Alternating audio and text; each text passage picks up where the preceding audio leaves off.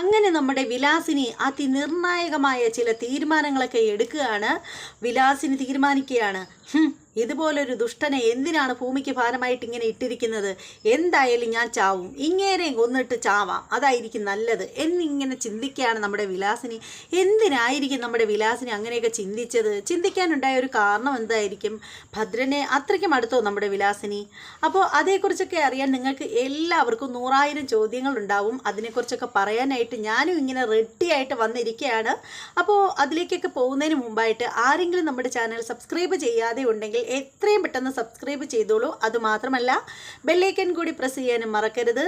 പിന്നെ നിങ്ങൾക്ക് വീഡിയോ ഇഷ്ടമാവുകയാണെങ്കിൽ തീർച്ചയായും നിങ്ങൾ ലൈക്ക് ചെയ്യണം. ലൈക്ക് ചെയ്യാതെയാണ് എല്ലാവരും പോണത്. അപ്പോൾ വീഡിയോ കഴിഞ്ഞ ഉടനെ വെപ്രാളപ്പെട്ട് ആരും ഇറങ്ങി ഓടരുത്, ലൈക്ക് ചെയ്തിട്ട് ഓടണം. അല്ലെങ്കിൽ പിന്നീട് മറന്നു പോകുന്നവരാണെങ്കിൽ ഇപ്പം തന്നെ ലൈക്ക് ചെയ്തേക്കൂ. എന്തായാലും വീഡിയോ ഞാൻ സ്റ്റാർട്ട് ചെയ്യാൻ പോവുകയാണ്. അങ്ങനെ എപ്പിസോഡിൻ്റെ റിവ്യൂ ആരംഭിക്കുകയാണ്. നമ്മുടെ ഗീതു സ്റ്റെപ്പ് ഇറങ്ങി താഴേക്ക് വരികയാണ്. വരുന്ന സമയത്തിന് നമ്മുടെ ഗീതുവിൻ്റെ ഫോണിലേക്ക് ഒരു കോള് വരികയാണ്.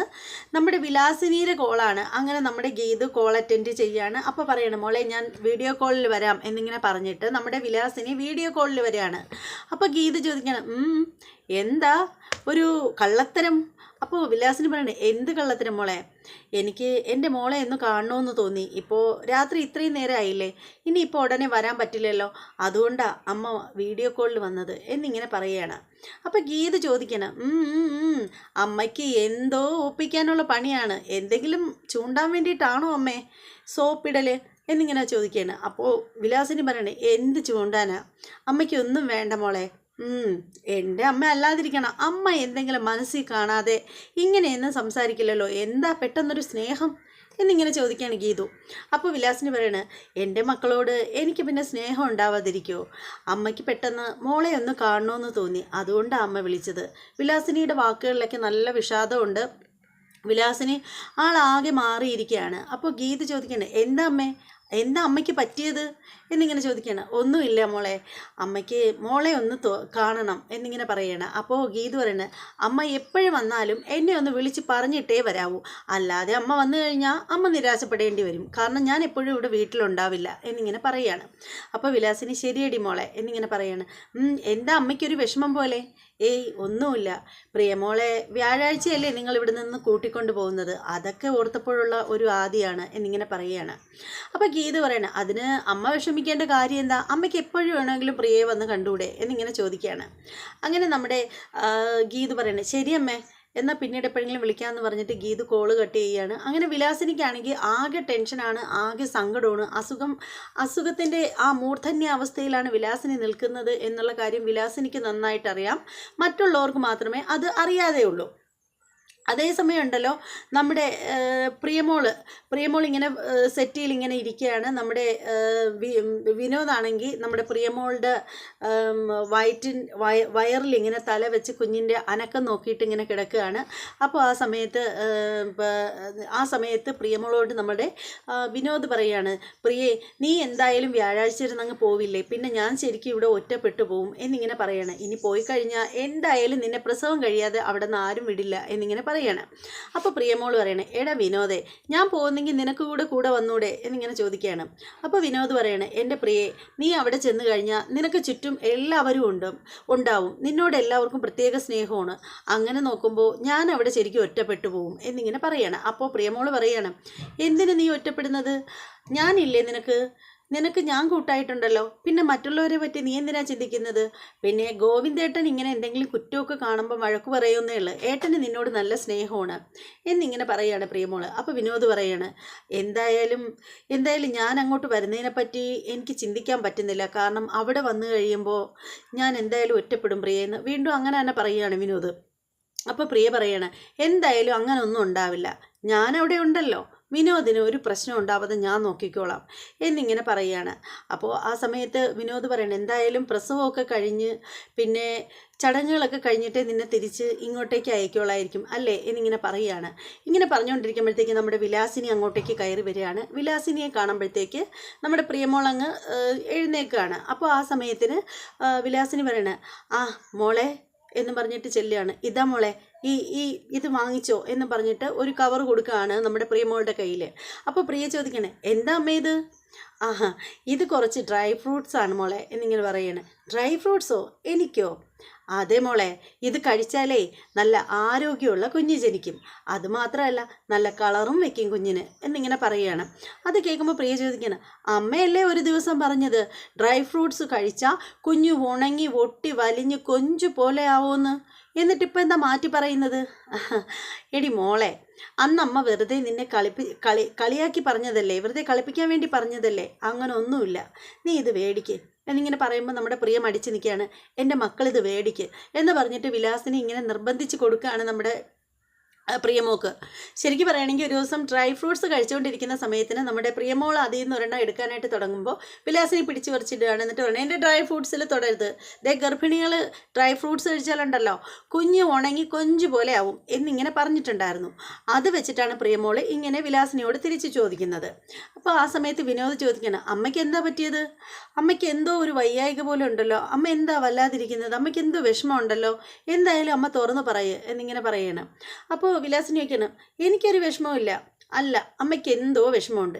എടാ എനിക്കൊരു കുന്തവും ഇല്ലടാ എന്നിങ്ങനെ പറയണം വിലാസിനി. എനിക്കൊരു കുന്തവും ഇല്ല, അതൊക്കെ നിനക്ക് വെറുതെ തോന്നുന്നതാണ് എന്നിങ്ങനെ പറയണം. അപ്പോൾ പ്രിയമോൾ ചോദിക്കണം, അല്ലല്ല, അമ്മയ്ക്ക് എന്തോ മാറ്റമുണ്ട്.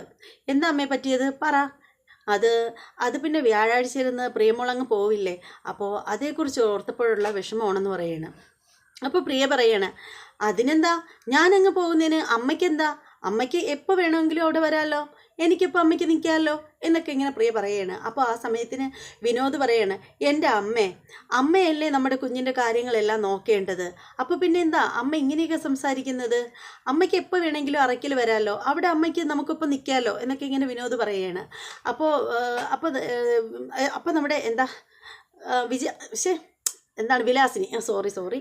അപ്പോൾ വിലാസിനി പറയാണ്, അത് ശരിയാണ്, അമ്മ ഉണ്ടെങ്കിൽ അമ്മ ഉറപ്പായിട്ടും എൻ്റെ മോൻ്റെ കുഞ്ഞിൻ്റെ കാര്യങ്ങളെല്ലാം ഓടി നടന്ന് ചെയ്യും, എൻ്റെ കുഞ്ഞിൻ്റെ കാര്യങ്ങളെല്ലാം എനിക്ക് നോക്കണം എന്നിങ്ങനെ പറയണം. അമ്മ എന്തെങ്ങനെ പറയുന്നത്, അമ്മ ഉണ്ടെങ്കിൽ എന്ന് പറയുന്നത്? അമ്മ എവിടെ പോവാ? അല്ല, ഞാൻ എവിടെയും പോവുമല്ല, എനിക്ക് മനസ്സിൽ നല്ല ആഗ്രഹമുണ്ട് പ്രിയമോൾ പ്രസവിക്കുമ്പോൾ കുഞ്ഞിനെ എടുത്ത് നടക്കാനും താരാട്ട് പാട്ട് പാടാനും ഒക്കെ എന്നിങ്ങനെ പറയുകയാണ്.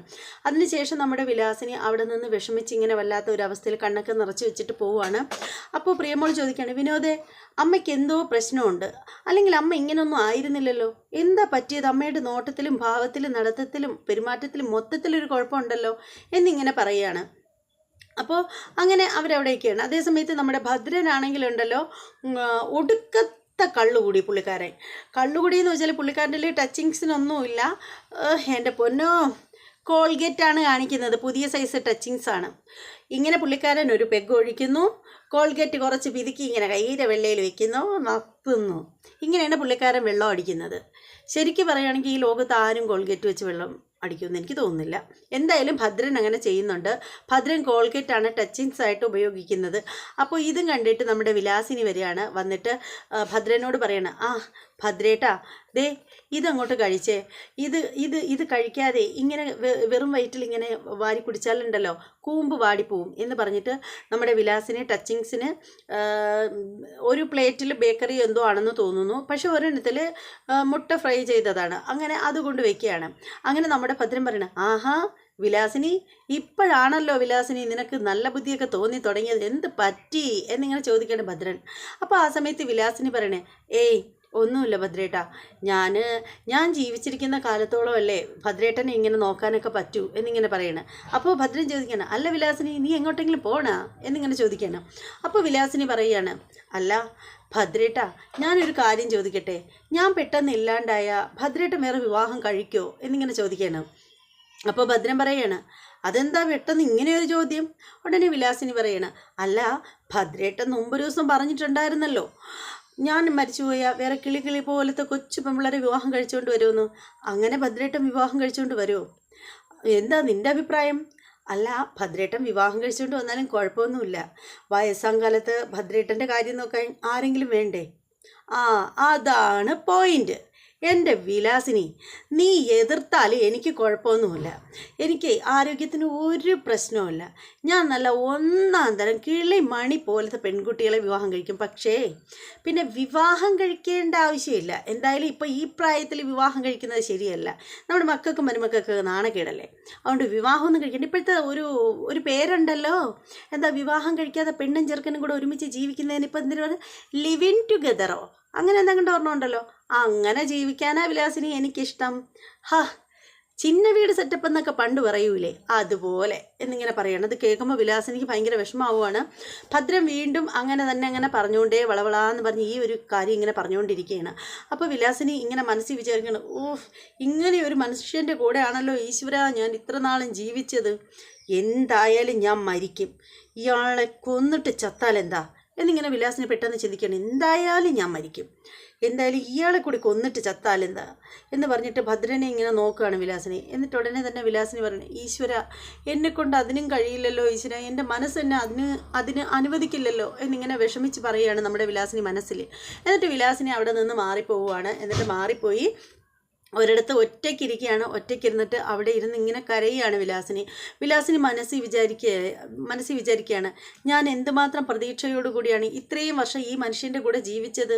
എന്നിട്ട് ഈ മനുഷ്യൻ എന്നോട് തരുമ്പ് സ്നേഹമില്ലല്ലോ. ഇയാൾ ഇത്രയ്ക്കൊരു ദുഷ്ടനായിരുന്നോ വിലാസിനി ഓർക്കുകയാണ്. ശരിക്കും പറയുകയാണെങ്കിൽ ഞാൻ എൻ്റെ മനസ്സും എൻ്റെ എന്താ പറയുന്നത്, എന്നെ തന്നെ ഞാൻ ആ മനുഷ്യനെ അർപ്പിക്കുകയല്ലേ ചെയ്തത്. എന്നിട്ട് ആ മനുഷ്യൻ്റെ മനസ്സിൽ എനിക്കൊരു സ്ഥാനവും ഇല്ലായിരുന്നോ. എങ്ങനെ ഇങ്ങനെ എൻ്റെ കൂടെ പറയാൻ തോന്നി ഇയാൾക്ക്, ഇത്രയും പരുഷമായിട്ട് എങ്ങനെ സംസാരിക്കാൻ തോന്നി ഭദ്രേട്ടന്. ശരിക്കും പറഞ്ഞാലുണ്ടല്ലോ, അറയ്ക്കൽ മാധവൻ മുതലാളിയല്ല ഇങ്ങേരി ചതിച്ചത്, ഈ എന്നെയാണ്. ഒരു ജന്മം മുഴുവൻ ഇയാളെ കൂടെ ജീവിച്ച് തീർത്ത ഈ എന്നെയാണ് ഇയാൾ ചതിച്ചത് എന്ന് പറഞ്ഞിട്ട് നമ്മുടെ വിലാസിനി ഇങ്ങനെ പറഞ്ഞിട്ട് ഭയങ്കര സെൻറ്റി അടിക്കുന്ന പുള്ളിക്കാരത്തി ഇരുന്ന് കരയുകയാണ്. അങ്ങനെ ഇരിക്കുകയാണ്. അപ്പോൾ അതിനുശേഷം കാണിക്കുന്നതെന്ന് വെച്ചാൽ നമ്മുടെ അയ്യപ്പേട്ടനാണ്. അയ്യപ്പേട്ടൻ ഗണപതി പൂജയൊക്കെ നടത്തിയിട്ട് ഇങ്ങനെ നിൽക്കുകയാണ്. ഒപ്പം നമ്മുടെ ഗോവിന്ദും ഉണ്ട് ഒപ്പം. അപ്പോൾ ഗോവിന്ദ് പറയാണ്, എൻ്റെ കുഞ്ഞെ കുറേ നാളായി ഞാൻ കുഞ്ഞിനോട് പണ്ട് തൊട്ടേ, ഞാൻ ഇവിടെ നിന്ന് തീർത്ഥാടനത്തിന് പോകുന്നതിന് മുമ്പ് തൊട്ടേ പറഞ്ഞാണ് കുഞ്ഞിനോട് മനസ്സിലുള്ള കാര്യം എല്ലാം ഗീതുമോളോട് തുറന്നു പറയണം. ഇത്രയും നാളായിട്ട് കുഞ്ഞിനതിന് കഴിഞ്ഞില്ലേ, അയ്യേ നാണക്കേട് എന്നിങ്ങനെ പറയണേ കേട്ടാ.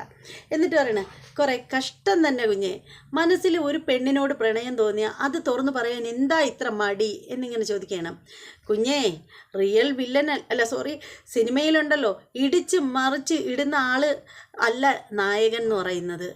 ശരിക്കും പറഞ്ഞാലുണ്ടല്ലോ, യഥാർത്ഥ നായകൻ എന്ന് പറഞ്ഞാലുണ്ടല്ലോ, പ്രണയം ഒരു പെണ്ണിനോട് തോന്നിയാൽ അത് അതായത് അത് അപ്പം തന്നെ പറയാനുള്ള ആ ഒരു ഗഡ്സ് ഉള്ളവനാണ് നായകൻ.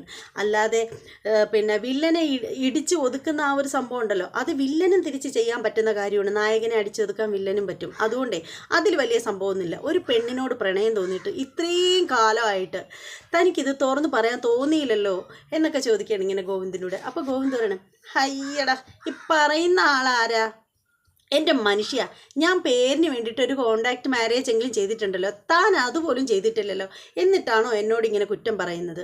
അപ്പോൾ അയ്യപ്പൻ പറയണേ, എൻ്റെ പൊന്നു കുഞ്ഞേ, ഞാൻ കല്യാണം കഴിച്ചിട്ടില്ലെന്ന് പറയാം, കഴിച്ച ഭാര്യയുടെ കൂടെ ഒരു മുറിയിൽ കിടന്നിട്ട് മനസ്സിലുള്ള ഇഷ്ടം പോലും ഒന്ന് പറയാൻ പറ്റാത്ത താനൊക്കെ എന്തോ ഭർത്താവാണ് എന്നിങ്ങനെ ചോദിക്കുകയാണ് ഗോവിന്ദിനൂടെ.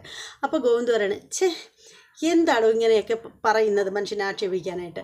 അപ്പോൾ പറയണേ, എൻ്റെ പൊന്നു കുഞ്ഞേ, ആ ഗീതുമോളുണ്ടല്ലോ ശരിക്കും ഈ ഒരു പ്രണയം പറയാനായിട്ട് ഇങ്ങനെ വെമ്പി നിൽക്കുകയായിരിക്കും. പക്ഷെ കുഞ്ഞ് പറയാത്തോണ്ടാണ് തിരിച്ച് പറയാത്തത്. അപ്പോൾ ഗോവിന്ദ് പറയണ, അങ്ങനെ അല്ലടോ മനുഷ്യ, എനിക്ക് മനസ്സിലുള്ളത് ഗീതുവിനോട് തുറന്ന് പറയുന്നതിനൊന്നും ഒരു പ്രശ്നമില്ല. പിന്നെ എന്താ തടസ്സം? പിന്നെ തടസ്സമെന്ന് പറഞ്ഞാലുണ്ടല്ലോ, ഞാനൊരു പക്ഷേ ഇത് പറഞ്ഞു കഴിയുമ്പോൾ ഗീതു എൻ്റെ മുഖത്ത് നോക്കിയിട്ട്, അയ്യേ എനിക്ക് നിങ്ങളോട് അങ്ങനെയൊന്നുമില്ല, നമ്മൾ തമ്മിൽ എത്രമാത്രം പ്രായത്തിൻ്റെ വ്യത്യാസമുണ്ട്, തന്നെ പോലെ ഇത്രയും പ്രായം ചെന്ന ഒരാളെ എനിക്ക് ഭർത്താവായിട്ട് കിട്ടുള്ളൂ ചോദിച്ചാലേ അവിടെ പിന്നെ ഞാൻ ഇല്ലാതാവുകയാണ്. അതുകൊണ്ടാണ് ഞാൻ പറയാത്തത് എന്നിങ്ങനെ ഗോവിന്ദ് പറയുകയാണ്.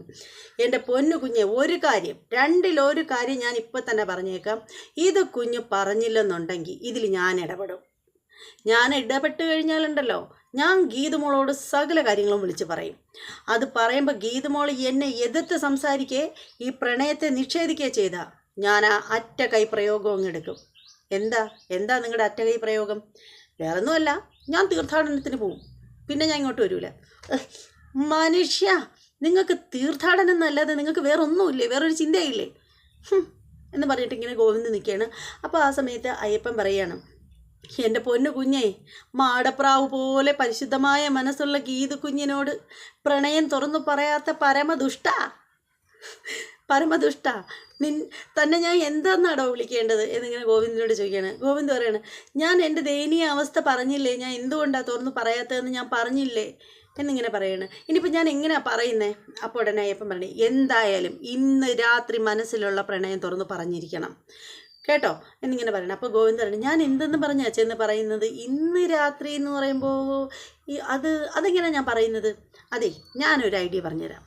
കുഞ്ഞൊരു കാര്യം ചെയ്യും, കുറച്ച് മേടിച്ചങ്ങ് കഴിക്കുമ്പോഴുണ്ടല്ലോ ചെന്ന് പറയുമ്പോഴത്തേക്ക് ഗീതുമോൾ വിചാരിക്കും, ഗീതുമോൾക്ക് ഇഷ്ടമുണ്ടെങ്കിൽ ഗീതുമോൾ അത് തുറന്നു പറയും. ഇനി അഥവാ ഇഷ്ടപ്പെട്ടില്ലെങ്കിൽ ഗീതുമോൾ ചോദിക്കുമ്പോൾ അത് ഞാൻ മദ്യത്തിൻ്റെ ലഹരിയിൽ വെളിവില്ലാതെ അങ്ങ് പറഞ്ഞതാണ് എന്നങ്ങ് പറഞ്ഞാൽ മതി, ആ പ്രശ്നം അവിടെ അങ്ങ് തീരും എന്നിങ്ങനെ പറയണം. അപ്പോൾ ഗോവിന്ദ് പറയണ, ഗീതുവിൻ്റെ മുന്നിൽ ഞാൻ മദ്യപിച്ചിട്ട് ചെല്ലാനോ? അതെ, ഇല്ല അയ്യപ്പേട്ട, അത് മാത്രം നടക്കില്ല. എന്താ? 2 പെഗ് മതി, 2 പെഗ്, ധൈര്യത്തിന് വേണ്ടിയിട്ട് മാത്രം. അതെ, ഞാൻ 2 പെഗ് അടിച്ചിട്ട് അങ്ങോട്ട് ചെന്നാലുണ്ടല്ലോ അവൾ കലക്കും. എന്ത്? അല്ല അതെ, അടിവയറ്. അതെന്താ കിട്ടിയിട്ടുണ്ടാ? ആ കിട്ടിയിട്ടുണ്ട് ഒരിക്കൽ എന്ന് പറയണം. എന്തിനാ? അതെ, ഒരിക്കൽ ഞാൻ ഈ പെർഫ്യൂമും ഷാമ്പും എല്ലാം കൂടെ മുറിയിൽ അടിച്ച് ആകെ നാശമാക്കിയിട്ട് അപ്പോൾ അതിൻ്റെ മണം പോലും പിടിക്കാതെ അവൾ എന്നോട് ശക്തമായിട്ട് പ്രതികരിച്ചതാണ്. അപ്പോൾ പിന്നെ ഞാൻ ലിക്കർ കഴിച്ചിട്ട് ചെന്നാൽ അവൾ എന്നെ വെച്ചിരിക്കത്തില്ല. അതുകൊണ്ട് എന്തായാലും അത് നടക്കില്ല. എങ്കിൽ പിന്നെ എന്താ ചെയ്യുന്നത്? അബ്ദുൽ ഖാൻ്റെ കടയിൽ വിളിച്ചുകൊണ്ട് പോയിട്ട് പൊറോട്ടയും ഇഷ്ടപ്പെട്ട ബീഫ് കറിയും മേടിച്ചു കൊടുത്താൽ മതി ഗീതു കുഞ്ഞിന്. അതിൽ ഗീതു കുഞ്ഞ് എന്തായാലും വീഴും. അപ്പോൾ അതൊക്കെ കഴിച്ച് വയറൊക്കെ നിറഞ്ഞ് തിരിച്ച് വരുന്ന വഴിക്ക് വെച്ചിട്ട് സംഭവം അങ്ങ് കാച്ചാൻ പറയുകയാണ്. അപ്പോൾ അത് കേൾക്കുമ്പോൾ ഗോവിന്ദൻ, അത് സൂപ്പർ ഐഡിയ അയ്യപ്പേട്ടൻ പറഞ്ഞു തന്നാൽ അതെന്തായാലും വർക്കൗട്ട് ആവും എന്നിങ്ങനെ പറയുകയാണ്. അപ്പോൾ ഇതിങ്ങനെ സംസാരിച്ചുകൊണ്ടിരിക്കുമ്പോൾ നമ്മുടെ കാഞ്ചന അവിടെ വന്നിട്ട് ഒരു തല ഇങ്ങനെ ഇട്ട് വെച്ചുകൊണ്ടിരിക്കുകയാണ് വാതിലിൻ്റെ സൈഡിൽ കൂടെ. അപ്പോൾ കാഞ്ചന ഇങ്ങനെ ഇത് കേൾക്കുകയാണ് പറയുന്നത്. അബ്ദുൽ ഖാൻ്റെ കടയിൽ ഇന്ന് രാത്രി കൊണ്ടുപോയിട്ട്, അയ്യപ്പനാണേ പറയുന്നത്, കൊണ്ടുപോയിട്ട് ഗീതു കുഞ്ഞിന് ഇഷ്ടപ്പെട്ട പൊറോട്ടയും ബീഫും വയറ് നിറച്ച് വാങ്ങിച്ച് കൊടുത്തിട്ട് അതങ്ങ് പറയണം എന്നിങ്ങനെ പറയുകയാണ്. അത് കേൾക്കുമ്പോഴത്തേക്കുണ്ടല്ലോ കാഞ്ചന ഇത് കേട്ടിട്ട് നേരെ ഓടുവാണ് അകത്തോട്ട് കാഞ്ചന ഓടുകയാണ്. അതേ സമയത്ത് നമ്മുടെ രാധികാമ്മയും വരുണും കൂടി ചർച്ചയിൽ ഏർപ്പെട്ടിരിക്കുകയാണ്. അപ്പോൾ വരുണിനോട് രാധികാമ്മ പറയണം, വരുൺ, ഇനിയെങ്കിലും നീ രേഖയ്ക്കൊപ്പം കഴിയണം. അങ്ങനെ ആവുമ്പോൾ ഗോവിന്ദ് ഇപ്പം തന്നെ നിനക്ക് കൂടി തരാനുള്ള, നിനക്ക് കൂടി അർഹതപ്പെട്ട സ്വത്തുക്കളെല്ലാം രേഖയുടെ പേരിലേക്ക് എഴുതി വച്ചിരിക്കുകയാണ്. അതുകൊണ്ട് ഇനി രേഖയെ പണക്കിയിട്ട് നീ മാറിപ്പോവുകയാണെങ്കിൽ നിനക്കിനി ഒന്നും കിട്ടാൻ പോകണില്ല. കാരണം നിനക്ക് അർഹതപ്പെട്ടതും കൂടിയാണ് രേഖയുടെ പേരിലേക്ക് വെച്ചിരിക്കുന്നത്. അപ്പോൾ നീ ഇനി രേഖയെ ചുറ്റിപ്പറ്റി നിന്ന് ജീവിച്ചു പോ, അതായിരിക്കും നിനക്ക് നല്ലത് എന്ന് പറയുകയാണ്. അപ്പോൾ ഗോവിന്ദ് ചോദിക്കണം, ഗോവിന്ദല്ല വരുൺ ചോദിക്കണം, അതെങ്ങനെ ശരിയാവും നമ്മെ? ഞാൻ രേഖയെ ചുറ്റിപ്പറ്റി ജീവിച്ചു കഴിഞ്ഞാൽ ആ സ്വത്ത് രേഖയുടെ പേരിൽ തന്നെ ഇരിക്കില്ലേ? അതെനിക്ക് കിട്ടില്ലല്ലോ. പിന്നെ ഞാൻ എന്ത് ചെയ്യുന്നത്? അവൾ വല്ലപ്പോഴും തരുന്ന നക്കാപ്പിച്ച് വാങ്ങിക്കാനാണോ ഞാൻ അവളെ ചേർന്ന് നിൽക്കുന്നത് എന്ന് ചോദിക്കണം. അപ്പോൾ രാധികാമ്മ പറയണേ, എൻ്റെ വരുൺ, നീ ഇത്ര മണ്ടനായി പോയതെന്താ? എടാ, നിനക്കൊരു കുഞ്ഞ് ജനിക്കണം, അല്ലാതെ ചുമ്മാ ജീവിച്ചിട്ടൊന്നും ഒരു കാര്യമില്ല. നിനക്കൊരു കുഞ്ഞ് ജനിച്ചു കഴിയുമ്പോൾ അതിൻ്റെ ഇരട്ടി സ്വത്തുക്കൾ, ഇന്ന് രേഖയുടെ പേരിൽ എഴുതി വച്ചതിൻ്റെ ഇരട്ടി സ്വത്തുക്കൾ ആ കുഞ്ഞിൻ്റെ പേരിൽ കണ്ണൻ എഴുതി വയ്ക്കും. ആ കാര്യത്തിൽ ഉറപ്പാണ്. അങ്ങനെ കുഞ്ഞിൻ്റെ പേരിലേക്ക് മടങ്ങുന്ന സ്വത്തുക്കൾ ആർക്കാ? നിനക്ക് അവകാശപ്പെട്ടതാണ്. അതോടുകൂടി നിനക്ക് ആവശ്യത്തിലധികം സ്വത്തുക്കൾ കിട്ടും. അങ്ങനെ വേണം നീ ചെയ്യാനായിട്ട് എന്നിങ്ങനെ പറയണം.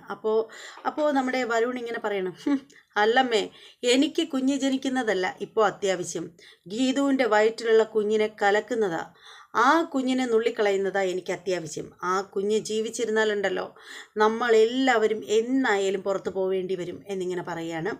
പാവം ഇല്ലാത്ത ഗർഭമാണ്. അപ്പോൾ ഇങ്ങനെ പറഞ്ഞുകൊണ്ടിരിക്കുമ്പോഴത്തേക്ക് നമ്മുടെ കാഞ്ചന അങ്ങോട്ടേക്ക് ഓടിക്കയറി വരികയാണ്. മാമി എന്ന് വിളിച്ചുകൊണ്ടാണ് വരുന്നത്. അപ്പോൾ രാധികാമ്മ ചോദിക്കണേ, എന്താ? എൻ്റെ മാമി, ഞാൻ കേട്ട് മാമി, ഗോവിന്ദ് മാമനും അയ്യപ്പ അണ്ണനും കൂടെ പദ്ധതി ഇടുന്നു. എന്ത് പദ്ധതി? അതേ, രാത്രിയിൽ പിന്നെ ഗീതുപ്പാപ്പായെയും കൂട്ടി അബൂക്കാര് തട്ടുകടയിൽ ചെന്നിട്ട് പൊറോട്ടയും ബീഫ് കറിയും സാപ്പാട് തട്ടുന്ന കാര്യമാണ് പറയുന്നതെന്ന് പറയാണ്. അപ്പോൾ എന്നിട്ട് കാഞ്ചന പറയണ, ഇതേ ഗീതുപ്പാപ്പയുടെ വ്യാക്കൂണാണ്, അയ്യപ്പെണ്ണനോടാണ് പറഞ്ഞത്, അയ്യപ്പെണ്ണനാണ് ഇത് ഗോവിന്ദ മാമയുടെ മുന്നിൽ അവതരിപ്പിച്ചത് എന്ന് പറയാണ്. അത് കേൾക്കുമ്പോൾ രാധികമ്മയ്ക്ക് ദേഷ്യം വരികയാണ്. രാധികമ്മ പറയണ, നീ പോ കാഞ്ചനെ എന്ന് പറയണം. അങ്ങനെ കാഞ്ചന അങ്ങ് പോവുകയാണ്. അപ്പോൾ ആ സമയത്ത് രാധികമ്മ പറയണേ, ഈ വ്യാക്കുണം എന്തായാലും അവൾക്ക് നടക്കരുത്, അവളുടെ ഈ ഒരു ആഗ്രഹം നടക്കരുത്, അവളുടെ കുഞ്ഞ് അങ്ങനെ ആഗ്രഹിക്കണ്ട എന്നിങ്ങനെ പറയണം. അപ്പോൾ ആ സമയത്ത് രാധികമ്മ പറയണേ, ഇനിയിപ്പോൾ എങ്ങനെയാണ് ഈ പൊറോട്ടയും ബീഫ് കറിയും വാങ്ങിച്ച് കഴിക്കുന്നത് എങ്ങനെയാണ് ഒന്ന് തടയുക എന്നിങ്ങനെ ആലോചിക്കുകയാണ്. അപ്പോൾ വരുൺ പറയണ, അമ്മേ അതിനാണോ മാർഗ്ഗമില്ലാത്തത്? എൻ്റെ പക്കലൊരു മാർഗ്ഗം ഉണ്ട്, പക്ഷെ അത് വർക്കൗട്ട് ചെയ്യണമെങ്കിൽ അമ്മ വിചാരിക്കണം എന്ന് പറയാണ്. അപ്പോൾ രാധികമ്മ ചോദിക്കുകയാണ്, അത് എന്ത് കാര്യമാണ്, എങ്ങനെ വർക്കൗട്ട് ചെയ്യുന്ന കാര്യമാണ് നീ പറയുന്നത്? അതെ അമ്മേ, ഞാൻ പറഞ്ഞു തരാം എന്ന് പറഞ്ഞിട്ട് ചില സംഭവങ്ങളൊക്കെ ഇങ്ങനെ പറഞ്ഞു കൊടുക്കുകയാണ്, ചെവിയിൽ പറഞ്ഞു കൊടുക്കുകയാണ് രാധികാമ്മ പറയണ, വരുൺ ഇത് എന്തായാലും കസറും എന്നിങ്ങനെ രാധികാമ്മ പറയുകയാണ്. പിന്നെ അതിനുശേഷം കാണിക്കുന്നതെന്ന് വെച്ചാൽ ഗോവിന്ദാണ്. നമ്മുടെ ഗീതു ആണെങ്കിൽ മുറിയിൽ ഒരുങ്ങി സൂപ്പറായിട്ട് അണിഞ്ഞൊരുങ്ങുകയാണ് പുള്ളിക്കാരത്തി. കാരണം എന്താണെന്ന് വെച്ചാൽ ഗോവിന്ദിൻ്റെ കൂടെ കറങ്ങാൻ പോകണ്ടേ, തട്ടുകടയിൽ പോയി ബറോട്ടയൊക്കെ തട്ടണ്ടേ, അതിന് വേണ്ടിയിട്ട്. അപ്പോൾ ആ സമയത്ത് ഗോവിന്ദാണെങ്കിൽ അണിഞ്ഞൊരുങ്ങി സുന്ദരനായിട്ട് നിൽക്കുകയാണ്. അപ്പോൾ ഗോവിന്ദ് മനസ്സിൽ വിചാരിക്കുകയാണ്, ഇന്ന് എന്തായാലും തിരിച്ചു വരുന്നതിന് അമ്മച്ചൻ്റെ മനസ്സ് ഇവളെ മുമ്പിൽ തുറന്ന് വയ്ക്കും ഞാൻ, അല്ലാതെ ഒരു രക്ഷയില്ല, കുറേ നാളായിട്ട് ആഗ്രഹിക്കുകയാണ് എന്നൊക്കെ പുള്ളിക്കാരൻ ഇങ്ങനെ ചിന്തിക്കുകയാണ്. അപ്പോൾ അതേസമയത്ത് ഗീതു ചിരിച്ച് കളിച്ച് ഭയങ്കര ഹാപ്പി ആയിട്ടാണ് തലമുടിയൊക്കെ ചീകി വൃത്തിയാക്കുകയാണ്. അപ്പോൾ ഗീതു പെട്ടെന്ന് ഓർക്കുന്ന ഒരു കാര്യമാണ്, ഞാൻ അങ്ങോട്ട് പോകുമ്പോൾ കണ്ണേടിനോട് എങ്ങനെയാണ് ആ കാര്യം അവതരിപ്പിക്കുന്നത്? ആ കാര്യമെന്ന് പുള്ളിക്കാരത്തി ഉദ്ദേശിക്കുന്നതെന്ന് വെച്ചാൽ ഗീതു ആലോചിക്കുകയാണ്. അതായത് ഇപ്പോൾ രഞ്ജു വിജയലക്ഷ്മി അമ്മയുടെ കൂടെ ഉള്ളതുകൊണ്ട് വിജയലക്ഷ്മി അമ്മയ്ക്ക് എന്താ മ്യൂസിക് പ്രാക്ടീസ് ചെയ്യാനോ അത് മ്യൂസിക്കുമായിട്ട് ബന്ധപ്പെട്ട് ഒരു കച്ചേരിക്ക് പോകാനോ ഒരു കാര്യവും നടക്കുന്നില്ല, രഞ്ജു അവിടെ ഉള്ളതുകൊണ്ട്. അപ്പോൾ ഇനിയിപ്പോൾ രഞ്ജുവിനെ അവിടെ നിന്നും അറയ്ക്കലേക്ക് കൊണ്ടുവരണം. അതിനിപ്പോൾ എന്താ ചെയ്യുന്നത്? ഇവിടെ ഉള്ളവരൊക്കെ അതിനെ ശക്തമായിട്ട് എതിർത്തിരിക്കുന്ന ഒരു കാര്യമാണ്. കണ്ണേട്ടനെ എന്ത് പറഞ്ഞാൽ അത് സമ്മതിപ്പിക്കുക, ഇതൊക്കെ എന്ത് ചെയ്യും, ഇത് എങ്ങനെ അവതരിപ്പിക്കും എന്നൊക്കെ ഇങ്ങനെ ഗീതു ആലോചിക്കുകയാണ്. ഇത് എന്തായാലും ഇവിടെ നിന്ന് പോകുന്ന വഴിക്ക് കണ്ണേട്ടനോട് ഞാൻ എങ്ങനെയെങ്കിലും എന്തെങ്കിലും ഒരു സൂത്രപ്പണി ഉപയോഗിച്ച് പറയും എന്നിങ്ങനെ ഗീതു മനസ്സിൽ പ്ലാൻ ചെയ്യുകയാണ്. അപ്പോൾ ഗോവിന്ദാണെങ്കിൽ ഇങ്ങനെ നിൽക്കുകയാണ്. അപ്പോൾ ഗീതുവിനോട് ഗോവിന്ദ് പറയാണ്, എനിക്ക് ഗീതുവിനോടൊരു കാര്യം പറയാനുണ്ടായിരുന്നു. ആഹാ, കണ്ണേട്ടിന് എന്നോട് എന്താ പറയാനുള്ളത്? അത് നമ്മൾ പോയിട്ട് കറങ്ങിയിട്ട് തിരിച്ച് വരുമ്പോൾ പറയാം എന്നിങ്ങനെ പറയണം. വരുന്നതിന് അമ്മച്ചി പറയാമെന്ന് പറയണം. അപ്പോൾ ഗീതു പറയണം, നമ്മളുടെ രണ്ടുപേരുടെയും മനസ്സ് എത്ര പൊരുത്തമുള്ളതാണ്. എനിക്കും കണ്ണേട്ടിനോട് ഒരു കാര്യം പറയാനുണ്ടായിരുന്നു. എന്താ നിനക്ക് പറയാനുള്ളത്? അത് ഞാനിപ്പോൾ പറയില്ല, തിരിച്ച് വരുമ്പോൾ പറയാം, സെയിം ബിച്ച് എന്ന് പറഞ്ഞിട്ട് ഗീതു പറയുകയാണ്. അങ്ങനെ ഗോവിന്ദ് പറയുകയാണ്, എന്തായിരിക്കും ഇവർക്ക് എന്നോട് പറയാനുള്ളത്? ഐ ലവ് യു എന്നായിരിക്കും മിക്കവാറും എന്നും പറഞ്ഞിട്ട് പുള്ളിക്കാരൻ നിൽക്കുകയാണ്. ഞാനൊരു ഗിഫ്റ്റ് കണ്ണേടിന് തരുന്നുണ്ട്. അപ്പോൾ ഉടനെ ഗോവിന്ദ് ഇങ്ങനെ കണ്ണടച്ച് നിന്നിട്ട് തരൂ എന്നും പറഞ്ഞിട്ട് ഇങ്ങനെ കണ്ണടച്ച് നിൽക്കുകയാണ്. ഇങ്ങനെ തന്നോളൂ എന്ന് പറഞ്ഞിട്ട് ഇങ്ങനെ നിൽക്കുകയാണ്. ഗീതു അപ്പോഴും മനസ്സിൽ വിചാരിക്കുകയാണ്, എന്തായാലും. അപ്പോൾ ഗീതു ഇങ്ങനെ തിരിഞ്ഞു നിന്ന് ആലോചിക്കുകയാണ്, എന്തായാലും ഇത് ഞാൻ കണ്ണേടിനോട് പറഞ്ഞിരിക്കും, എന്തായാലും ഇത് തന്നെയാണ് രഞ്ജുവിൻ്റെ കാര്യം അവതരിപ്പിക്കാൻ പറ്റിയ സമയം എന്നിങ്ങനെ വിചാരിക്കുകയാണ്. അങ്ങനെ വിചാരിച്ചിട്ട് നിൽക്കുമ്പോഴത്തേക്ക് വാതിലിൻ്റെ ഡോർ ഇങ്ങനെ അങ്ങ് തുറന്നിട്ട് ഒരു തല അതിനകത്തൂടെ ഇങ്ങനെ നീട്ടി വെക്കുകയാണ്. വേറെ ആരുമല്ല, നമ്മുടെ കാഞ്ചനയാണ്. കണ്ണതേ ഇങ്ങനെയാണ് ഇരിക്കുന്നത്. അങ്ങനെ കാഞ്ചന കണ്ണും തുറന്നു വെച്ചിട്ട് ഇങ്ങനെ നോക്കിയിട്ട് പറയണം, മാമാ എന്നൊരു വിളിക്കണം. അപ്പോൾ ഗോവിന്ദ് പെട്ടെന്ന് ഇങ്ങനെ ഞെട്ടിപ്പോയി. പാവം കണ്ണു അടച്ചിട്ട് ഇങ്ങനെ ഒരു കിസ് കിട്ടുമെന്ന് വിചാരിച്ച് അങ്ങനെയൊക്കെയാണെന്ന് തോന്നുന്നു. കണ്ണു അടച്ചിട്ട് കൈയൊക്കെ ഇങ്ങനെ വെച്ചിട്ട് നിൽക്കുകയായിരുന്നു. അങ്ങനെ പെട്ടെന്ന് പുള്ളിക്കാരൻ ഞെട്ടിപ്പോവുകയാണ്. അപ്പോൾ പറയണ, എന്താ മാമ, രാധിക മാമിക്ക് സുഖമില്ല, നെഞ്ചിനകം കുത്തിപ്പൊളിക്കുന്ന വേദന എന്ന് പറഞ്ഞിട്ട് കാഞ്ചന ഒറ്റൊരു പോക്ക് പോവുകയാണ്. അപ്പോൾ തന്നെ ഗോവിന്ദ് എടുത്തു ചാടി ഓടുകയാണ്. ഗീതു ആണെങ്കിൽ മനസ്സിൽ വിചാരിക്കണം, അവരൊക്കെയുള്ള വേദന എന്താണെന്ന് നന്നായിട്ട് എനിക്ക് മനസ്സിലായി. ഇത് പണ്ട് തൊട്ടേ ഉള്ള ഏതൊക്കെയാണ്, പണ്ട് കാലത്തെ തൊട്ട് അമ്മമാർക്ക് ഉള്ള സ്ഥിരം പരിപാടിയാണ്. മരുമക്കളെ എവിടെയെങ്കിലും പുറത്ത് കറങ്ങാൻ പോവോ അന്ന് രാത്രി അമ്മമാർക്ക് എവിടെയെങ്കിലുമൊക്കെ വേദന വരും. ഈ വേദനയ്ക്കുള്ള മരുന്ന് എൻ്റെ കയ്യിലുണ്ട്, ഞാൻ തന്നേക്കാം, രാധികാമ്മേ ഇരുന്നോ, ഈ മരുന്ന് കൊണ്ട് ഞാൻ വരുന്നു എന്നിങ്ങനെ ഗീതു മനസ്സിൽ വിചാരിക്കുകയാണ്. അങ്ങനെ ഗോവിന്ദ് അടുത്തേക്ക് ചെല്ലുമ്പോഴത്തേക്ക് രാധികാമ്മ നെഞ്ചിൽ പൊത്തിപ്പിടിച്ചിട്ട് കിടക്കുക, നെടുനടാന്ന് പറഞ്ഞ് ഇങ്ങനെ കട്ടിലിൽ കിടക്കുകയാണ്. എന്നിട്ടിങ്ങനെ നെഞ്ചിലിങ്ങനെ കൈ അമർത്തി വെച്ചിട്ട്, കണ്ണാ എൻ്റെ നെഞ്ചിനകത്ത് വേദന എടുക്കുന്ന മോനെ, എനിക്ക് സഹിക്കാൻ വയ്യടാ, കുത്തിപ്പറിക്കുന്നു എന്ന് പറഞ്ഞിട്ട് ഇങ്ങനെ കരയുകയാണ്. അപ്പോൾ ഗോവിന്ദ് വന്നിട്ട് അടുത്തിരുന്നിട്ട്, അമ്മയ്ക്ക് നല്ല വേദനയുണ്ടോ? വാ അമ്മേ, നമുക്ക് ഇപ്പോൾ തന്നെ ഹോസ്പിറ്റലിൽ പോകാം, ഇത് വെച്ചുകൊണ്ടിരിക്കാൻ പാടില്ല, ഹോസ്പിറ്റലിൽ പോകണം എന്നിങ്ങനെ പറയുകയാണ്. അപ്പോൾ രാധികാമ്മ പറയണേ, വേണ്ട മക്കളെ, ഹോസ്പിറ്റലിൽ പോകണ്ട, എൻ്റെ മക്കളെല്ലാം എൻ്റെ ചുറ്റും ഇങ്ങനെ ഇരുന്നാൽ മതി, അമ്മയുടെ വേദനയ്ക്ക് ശമനം കിട്ടും എന്നിങ്ങനെ പറയുകയാണ്. എൻ്റെ കണ്ണൻ എൻ്റെ അടുത്ത് വന്നപ്പോൾ തന്നെ എനിക്ക് വേദനയ്ക്ക് ഇത്തിരി ആശ്വാസമുണ്ട് എന്നിങ്ങനെ പറയുകയാണ്. അപ്പം ഗീതു പാറി പറന്ന് അങ്ങോട്ടേക്ക് ഓടിക്കതച്ചെത്തുകയാണ്. ഗീതു പെട്ടെന്ന് തല അകത്തോട്ടിട്ടിട്ട് ഇങ്ങനെ നോക്കുകയാണ്. അതായത് നമ്മുടെ രേഖയും കാഞ്ചനയും നിൽക്കുകയാണ്. അതിൻ്റെ ഇടയിൽ കൂടെ നമ്മുടെ ഗീതു ഇങ്ങനെ തല അകത്തോട്ടിട്ടിട്ട് ഇങ്ങനെ നോക്കുകയാണ്. നോക്കിയിട്ട് ഗീതുവിന് മനസ്സിലാവുകയാണ്. നോക്കുമ്പോഴത്തേക്ക് രാധികാമ്മ ഇങ്ങനെ നോക്കുമ്പോൾ ഗീതുവിനെ കാണുകയും ചെയ്യുകയാണ്. അപ്പോഴത്തേക്കാണ് രാധികാമ്മ പറയുന്നത്, എൻ്റെ പൊന്നുമോനെ, വേദന എടുത്ത് സഹിക്കാൻ വയ്യ, എന്തായാലും എൻ്റെ മക്കൾ അമ്മയുടെ അടുത്ത് തന്നെ ചുറ്റും എൻ്റെ എല്ലാ മക്കളും ഇരിക്കണം, അപ്പോൾ എൻ്റെ വേദനയ്ക്ക് ഇത്തിരി ആശ്വാസം കിട്ടുമെന്ന് പറയുമ്പോഴത്തേക്ക് ഗീതു ഇങ്ങനെ മനസ്സ് വിചാരിക്കുകയാണ്, ശരിയാക്കി തന്നേക്കാം, നിങ്ങളെ വേദനയുടെ ശമനം ഇന്നുകൊണ്ട് ഞാൻ ശരിയാക്കി തന്നേക്കാം, അങ്ങനെ വിട്ടാൽ പറ്റില്ലല്ലോ എന്നിങ്ങനെ ചിന്തിച്ചിട്ട് ഗീതു ഇങ്ങനെ നിൽക്കുകയാണ്. അതോടുകൂടി നമ്മുടെ എപ്പിസോഡ് ഇന്ന് തീരുകയാണ്. നല്ലൊരു അടിപൊളി എപ്പിസോഡായിരുന്നു, രസമായിട്ടുള്ളൊരു എപ്പിസോഡായിരുന്നു. എന്തായാലും ഇന്നത്തെ എപ്പിസോഡ് എല്ലാവർക്കും ഇഷ്ടപ്പെട്ടു എന്ന് വിശ്വസിക്കുകയാണ്. ഇഷ്ടപ്പെട്ടവരൊക്കെ തീർച്ചയായും ലൈക്ക് ചെയ്യണം, ഇഷ്ടപ്പെടാത്തവർ ഡിസ്ലൈക്ക് ചെയ്തോളൂ. അതുപോലെ തന്നെ നിങ്ങളുടെ അഭിപ്രായങ്ങളും നിർദ്ദേശങ്ങളും ഒക്കെ നിങ്ങൾ കമൻറ്റ് ചെയ്തേക്കണം. പിന്നെന്താണ്, ഇതുവരെ നമ്മുടെ ചാനൽ സബ്സ്ക്രൈബ് ചെയ്യാത്തവരാരെങ്കിലും ഉണ്ടെങ്കിൽ ഒന്ന് സബ്സ്ക്രൈബ് ചെയ്തിട്ട് പൊയ്ക്കോളൂ. അതുപോലെ തന്നെ ഈ വീഡിയോയുടെ ഷോർട്ട് വീഡിയോ കൂടി ഞാൻ അപ്ലോഡ് ചെയ്യുന്നതാണ്. അതായത് ഇത്രയും ലെന്ത് വീഡിയോ കാണാൻ ബുദ്ധിമുട്ടുള്ളവർക്ക് വേണ്ടിയിട്ടാണ് ഷോർട്ട് വീഡിയോ ഇടുന്നത്. അപ്പോൾ അത് മാത്രമല്ല, എപ്പോഴായാലും നമ്മുടെ വീഡിയോകൾ ഇങ്ങനെ വരുമ്പോഴത്തേക്ക് നിങ്ങൾ പ്ലേ ചെയ്ത് തന്നെ കാണണം. ഓട്ടോമാറ്റിക്കായിട്ട് ഇങ്ങനെ പ്ലേ ആയിട്ട് വരും ഇങ്ങനെ. പക്ഷേ അങ്ങനെ കാണാനായിട്ട് നിൽക്കല്ലേ, എന്തായാലും നിങ്ങളുടെ നെറ്റ് പോവും. വീഡിയോ കാണുമ്പോഴത്തേക്ക് നെറ്റ് യൂട്യൂബിൽ എന്ത് കണ്ടാലും എവിടെ കണ്ടാലും എന്തായാലും നെറ്റ് പോവും. അപ്പോൾ പിന്നെ നിങ്ങളിങ്ങനെ പ്ലേ ചെയ്ത് തന്നെ കാണണം. എന്നാൽ മാത്രമേ നമ്മൾ ഈ കഷ്ടപ്പെടുന്ന വീഡിയോയ്ക്ക് നമുക്ക് എന്തെങ്കിലും ഒരു ബെനിഫിറ്റ് ഉണ്ടാവുകയുള്ളൂ. അപ്പോൾ എന്താണ്, ഇനി മറ്റൊരു എപ്പിസോഡിൻ്റെ റിവ്യൂമായിട്ടും പ്രൊമോ വീഡിയോ ആയിട്ടൊക്കെ രാത്രിയിലും പകലും ഒക്കെ ആയിട്ട് വരാം. അതുവരെ എല്ലാവർക്കും ബായ്.